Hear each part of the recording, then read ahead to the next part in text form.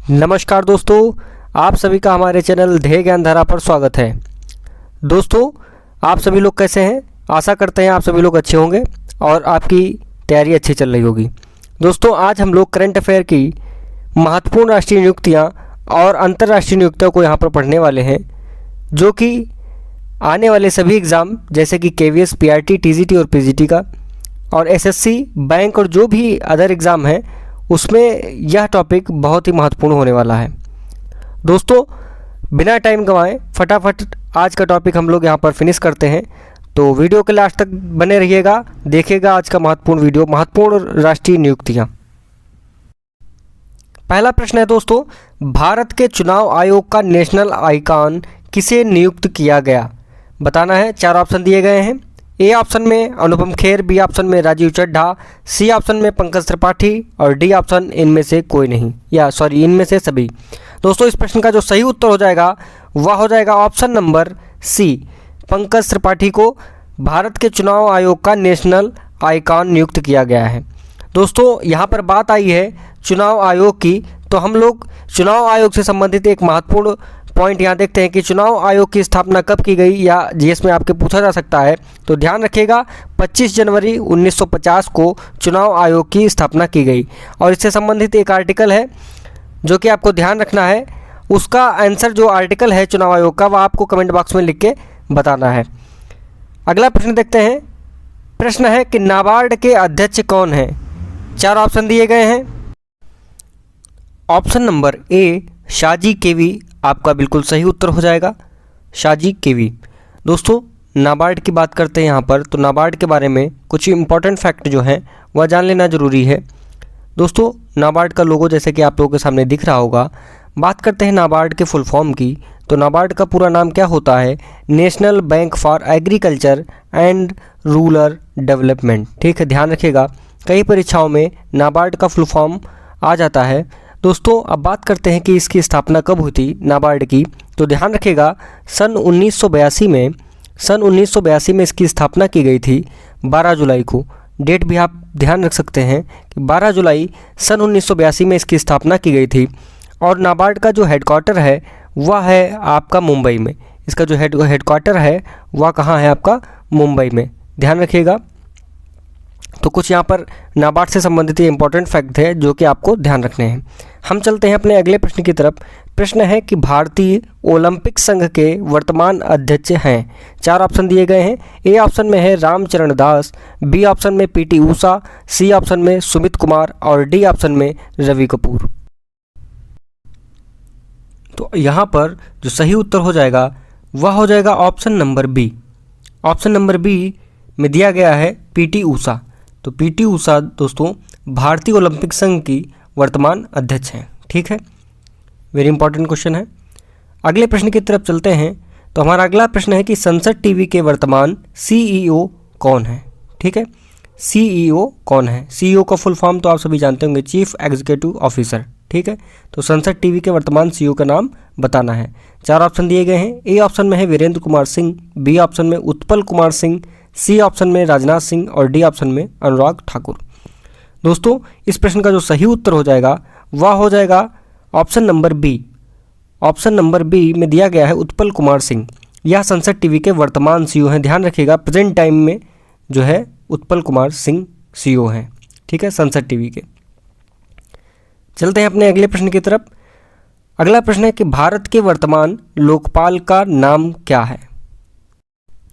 दोस्तों, जो भारत के वर्तमान लोकपाल हैं वह हैं प्रदीप कुमार मोहंती। प्रदीप कुमार मोहंती, जो कि आपका ऑप्शन नंबर ए बिल्कुल सही उत्तर हो जाएगा।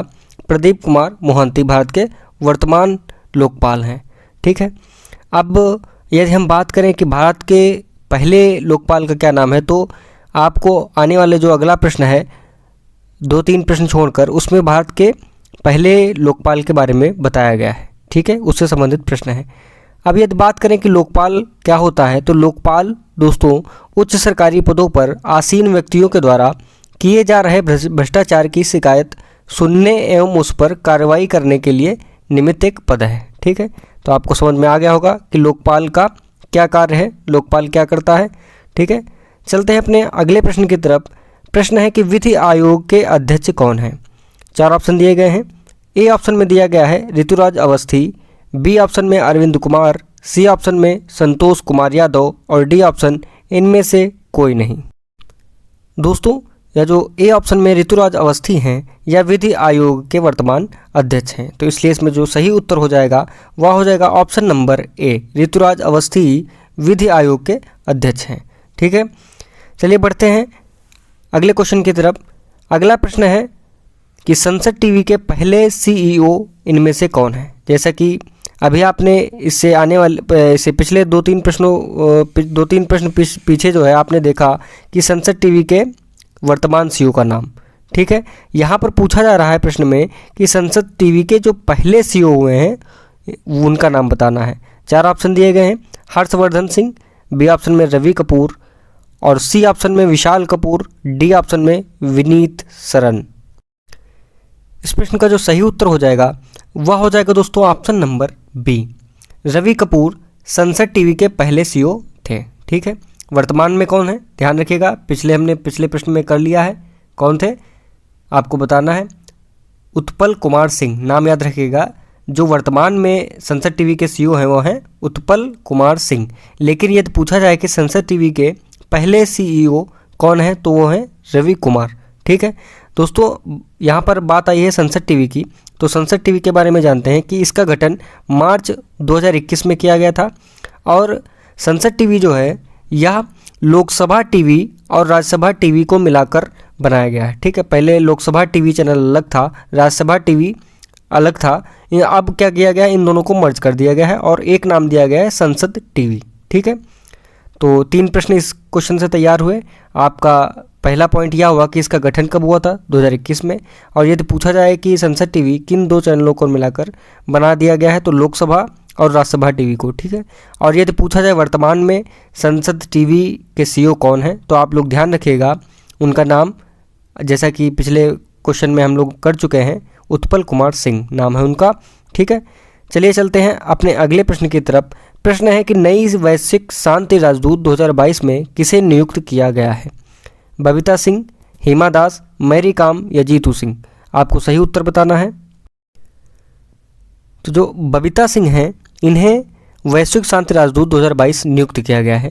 तो आपका जो करेक्ट आंसर हो जाएगा वह हो जाएगा ऑप्शन नंबर ए, बबीता सिंह। ठीक है, इनको जो है नई वैश्विक शांति राजदूत 2022 नियुक्त किया गया है। अगला प्रश्न है, देश के पहले लोकपाल का क्या नाम है। जैसा कि हमने 2-3 प्रश्न पहले यही पढ़ा था कि वर्तमान लोकपाल कौन है, यहाँ पर बात आ गई है कि देश के पहले लोकपाल का क्या नाम था। ठीक है, ए ऑप्शन में जी किशन रेड्डी, बी ऑप्शन में प्रदीप कुमार मोहांती, सी ऑप्शन में पशुपति पारस और डी ऑप्शन में पिनाकी चंद्र घोष। दोस्तों, देश के जो पहले लोकपाल थे वह थे पिनाकी चंद्र घोष। आपका ऑप्शन नंबर डी एकदम सही हो जाएगा, ध्यान रखिएगा, पिनाकी चंद्र घोष। ठीक है दोस्तों, लोकपाल के बारे में तो हमने इससे पहले प्रश्न में पढ़ लिया है। ठीक है, डिटेल से। तो चलते हैं अपने अगले प्रश्न की तरफ। प्रश्न है कि यूनेस्को में भारत का स्थायी प्रतिनिधि कौन है। ए ऑप्शन में विशाल वी शर्मा, बी ऑप्शन में रुचिरा कंबोज, सी ऑप्शन में विशाल सिंह और डी ऑप्शन में अनीता भाटिया। तो देखिए, बताना है कि यूनेस्को में भारत का स्थायी प्रतिनिधि कौन है। तो इस प्रश्न का जो सही उत्तर हो जाएगा दोस्तों वह हो जाएगा आपका option number A. Option number A में दिया गया है विशाल वी शर्मा। ठीक है, option number A Vishal V Sharma. तो ऑप्शन नंबर ए इसमें बिल्कुल सही हो जाएगा।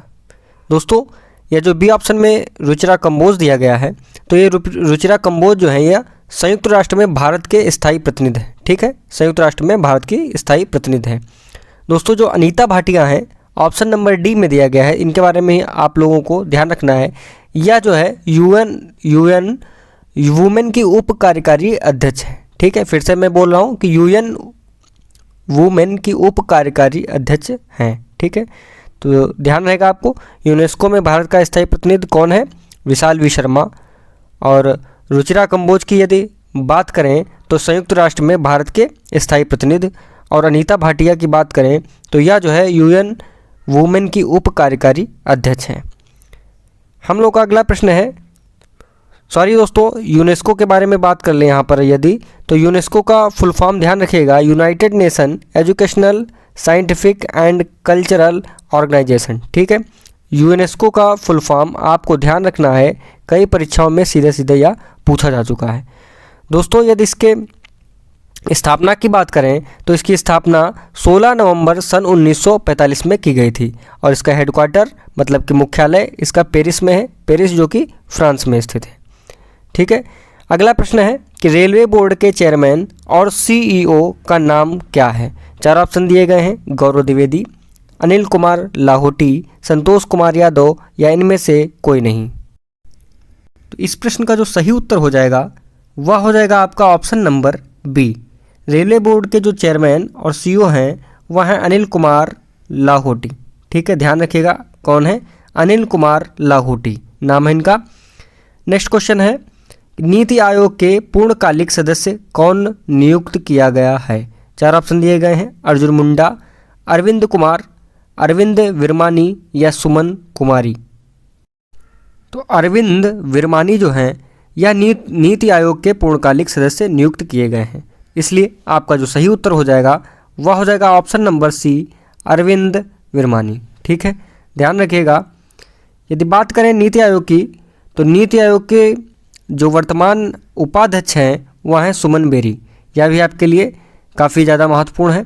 ठीक है, आप सभी जानते होंगे कि जो अध्यक्ष होता है वह भारत का प्राइम मिनिस्टर होता है, मतलब कि प्रधानमंत्री नीति आयोग का अध्यक्ष होता है और उपाध्यक्ष सुमन बेरी, और जो पूर्णकालिक सदस्य नियुक्त किए गए हैं वह नियुक्त किए गए हैं अरविंद विरमानी। नेक्स्ट क्वेश्चन है, भारत का 27वां महालेखा नियंत्रक कौन नियुक्त किया गया है। इस क्वेश्चन पे स्टार मार्क कर लीजिए, बहुत ही महत्वपूर्ण क्वेश्चन है। दोस्तों ए ऑप्शन में दिया गया है हिमा दास, बी ऑप्शन में द्रौपदी मुर्मू, सी ऑप्शन में भारती दास, डी ऑप्शन में दिलीप टर्की। तो आप सभी को इसका करेक्ट आंसर बताना है। ऑप्शन नंबर सी इसका करेक्ट आंसर हो जाएगा। भारती दास को भारत का 27वां महालेखा नियंत्रक नियुक्त किया गया है। भारती दास को ध्यान रखिएगा और इनका नंबर भी ध्यान रखिएगा, 27वां। ठीक है, 27वां महालेखा नियंत्रक परीक्षक बनी है ये। दोस्तों यदि बात करें महालेखा नियंत्रक परीक्षक की तो दोस्तों अनुच्छेद 148 में कैग के बारे में बात की। कैग मतलब ACAG, इसी को महालेखा नियंत्रक परीक्षक बोलते हैं। तो अनुच्छेद 148 ध्यान रखिएगा, इसमें इसकी बात की गई है। दोस्तों जो अगला क्वेश्चन है वह है, भारत की ओर से G20 के मुख्य समन्वयक किसे नियुक्त किया गया है। तो इस प्रश्न का जो सही उत्तर हो जाएगा दोस्तों वह हो जाएगा option number C, Harshvardhan Shringla को भारत की ओर से G20 का मुख्य समन्वयक नियुक्त किया गया था। ठीक है दोस्तों, ऑप्शन ए में आप देख रहे होंगे अमिताभ कांत नाम दिया गया है, तो इनके बारे में भी ध्यान रखिएगा। इनको भारत की ओर से G20 का शेरपा नियुक्त किया गया था। ठीक है, G20 का शेरपा इन्हें नियुक्त किया गया था, यह भी आपको ध्यान रखना है। ठीक है, चलते हैं अपने अगले प्रश्न की तरफ। प्रश्न है कि परमाणु ऊर्जा नियामक बोर्ड के अध्यक्ष कौन हैं। ठीक है, इसका उत्तर बताना है। 4 ऑप्शन दिए गए हैं, दिनेश कुमार शुक्ला, अरविंद वालिया, तैयब इकराम या वेनेसा नाकाटे। ठीक है, तो दोस्तों हमें बताना है कि परमाणु ऊर्जा नियामक बोर्ड के अध्यक्ष कौन है। तो इस प्रश्न का जो सही उत्तर हो जाएगा वह हो जाएगा option number A, Dinesh Kumar Shukla. Dinesh Kumar Shukla ji को परमाणु ऊर्जा नियामक बोर्ड का अध्यक्ष नियुक्त किया गया है। अब दोस्तों यदि हम बात करें ये जो ऑप्शन नंबर सी में तैयब इकराम दिए गए हैं इनके बारे में, तो ध्यान रखिएगा तैयब इकराम को एशियाई हॉकी महासंघ का अध्यक्ष नियुक्त किया गया है। ठीक है, ध्यान रखिएगा तैयब इकराम को एशियाई हॉकी महासंघ का अध्यक्ष नियुक्त किया गया। और जो ऑप्शन नंबर डी में वेनेसा नाकाटे हैं इनके बारे में ही भी आप सभी को ध्यान रखना है। इनको जो है यूनिसेफ का सद्भावना राजदूत नियुक्त किया गया है। ठीक है, ध्यान रखिएगा यूनिसेफ का सद्भावना राजदूत नियुक्त किया गया किसे, वेनेसा नाकाटे। और इस प्रश्न का जो सही उत्तर हो जाएगा वह क्या हो जाएगा, option number A, Dinesh Kumar Shukla. हम लोग का अगला प्रश्न है, अब हम लोग यहाँ तक कि इस प्रश्न तक की हम लोगों ने राष्ट्रीय नियुक्तियाँ जो हुई हैं वो देख ली हैं। अब अगला प्रश्न जो हम लोग का होगा वह कुछ प्रमुख अंतर्राष्ट्रीय नियुक्तियों से संबंधित होगा। दोस्तों अब आने वाले जितने भी प्रश्न हैं उनको हमने आपके समय को फालतू में वेस्ट ना हो इसलिए हमने क्या किया है, वन लाइनर क्वेश्चन बना दिए गए हैं। तो देखते हैं, जिसमें आपका समय भी आपका बच जाएगा और जल्दी से आपका रिवीजन भी हो जाएगा। दोस्तों देखिए दिया गया है यूएनडीपी की सद्भावना दूत कौन है। ठीक है, देखिए इस प्रश्न में सद्भावना दूत 2 बार लिख गया है, तो इसको एक ही बार पढ़िएगा। प्रश्न पूछ रहा है कि यूएनडीपी की सद्भावना दूत कौन है। तो इस प्रश्न का जो सही उत्तर हो जाएगा वह हो जाएगा पद्मा लक्ष्मी। ठीक है, ध्यान रखिएगा, पद्मा लक्ष्मी को यूएनडीपी का सद्भावना दूत बनाया गया है। ठीक है, अब बात करते हैं यूएनडीपी के बारे में। तो इसका आपको फुल फॉर्म ध्यान रखना है यूएनडीपी का फुल फॉर्म होता है यूनाइटेड नेशन डेवलपमेंट प्रोग्राम। ठीक है, चलिए चलते हैं अगले प्रश्न की तरफ। प्रश्न है पाकिस्तान की पहली हिंदू महिला जज, इनके बारे में बताना है। और इससे संबंधित एक प्रश्न और हम लोग देखने वाले हैं, यह भी बताना है कि पहली हिंदू महिला जज तो बताना है, मतलब ये इसमें बताना है इस प्रश्न में। लेकिन एक प्रश्न जो रहेगा वह रहेगा कि पाकिस्तान की पहली महिला सुप्रीम कोर्ट जज कौन है। चलिए देखते हैं इस प्रश्न का उत्तर। सुमन कुमारी को पाकिस्तान की पहली हिंदू महिला जज बनाया गया। पाकिस्तान की जो पहली महिला सुप्रीम कोर्ट जज हैं वह है आयशा मलिक, ध्यान रखिएगा। और जहां पर हिंदू महिला जज की बात हो जाए वहां है सुमन कुमारी, और केवल महिला जज की बात हो तो आयशा मलिक। ठीक है, अगला प्रश्न देखते हैं। अगला प्रश्न है संयुक्त राष्ट्र जलवायु के राजदूत कौन है। तो इसको ध्यान रखिएगा, माइकल ब्लूमबर्ग, इनका नाम आपको ध्यान रखना है। माइकल ब्लूमबर्ग को संयुक्त राष्ट्र जलवायु का राजदूत बनाया गया है। दोस्तों अंतर्राष्ट्रीय विधि आयोग के अध्यक्ष कौन है, इसके बारे में बताना है। तो ध्यान रखिएगा, प्रोफेसर विमल पटेल को अंतर्राष्ट्रीय विधि आयोग के अध्यक्ष के रूप में नियुक्त किया गया है। नेक्स्ट है कि विश्व बैंक के प्रमुख अर्थशास्त्री का नाम क्या है। काफ़ी महत्वपूर्ण प्रश्न है, ये महत्वपूर्ण बिंदु है। तो ध्यान रखिएगा, इंदरमीत गिल विश्व बैंक के प्रमुख अर्थशास्त्री हैं या मुख्य अर्थशास्त्री हैं। अगला प्रश्न है कि विश्व स्वास्थ्य संगठन मतलब कि WHO के मुख्य वैज्ञानिक का नाम बताना है। तो डॉक्टर जेरेमी फरार, ध्यान रखिएगा, फरार से ध्यान रखिएगा, फरार हो गए। ठीक है, तो WHO के प्रमुख वैज्ञानिक कौन है, डॉक्टर जेरेमी फरार। ठीक है, अगला है कि विश्व बैंक के CFO कौन है। इस प्रश्न का उत्तर बताना है आप सभी को। तो अंशुला कांत जो है विश्व बैंक के CFO हैं। ठीक है, अंशुला कांत। अब ये CFO क्या होता है, इसका फुल फॉर्म ध्यान रखना है आप लोगों को, चीफ फाइनल ऑफिसर। क्या है, चीफ फाइनल ऑफिसर CFO का फुल फॉर्म है। ठीक है, तो दोस्तों यहाँ पर कुछ आप सभी के सामने वर्ष 2022-23 की प्रमुख राष्ट्रीय और अंतर्राष्ट्रीय नियुक्तियों के बारे में यहाँ पर बताया गया है। दोस्तों उम्मीद करते हैं यह वीडियो आपके एग्ज़ाम के लिए काफ़ी हेल्पफुल होने वाला है। आप लोग इसको बार बार रिवाइज करिएगा। उम्मीद करते हैं कि इससे एक प्रश्न आपको एग्जाम हॉल में देखने को मिल जाएगा। यदि वीडियो आपको अच्छा लगा है, आपके लिए बेनिफिशियल है, तो आप हमारे चैनल देह ज्ञान धारा को सब्सक्राइब करिए, लाइक कीजिए और अपने दोस्तों के साथ शेयर कीजिए। धन्यवाद।